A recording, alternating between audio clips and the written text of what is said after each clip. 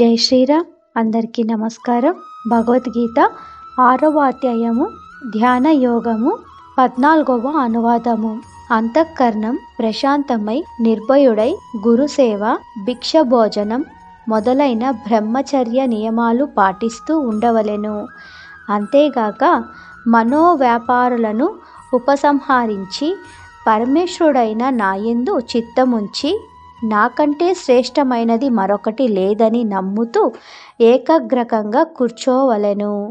నాయందు చిత్తముంచి అని నేను శ్రేష్టమని భావించి అని కూడా అనడం ఎందుకంటే, స్త్రీని ప్రేమించేవానికి స్త్రీ ఎందే చిత్తం ఉంటుంది, కానీ స్త్రీయే అందరికంటే శ్రేష్టము అనుకోడు. రాజు శ్రేష్ఠుడు లేక మహాదేవుడు శ్రేష్ఠుడు అనుకుంటాడు.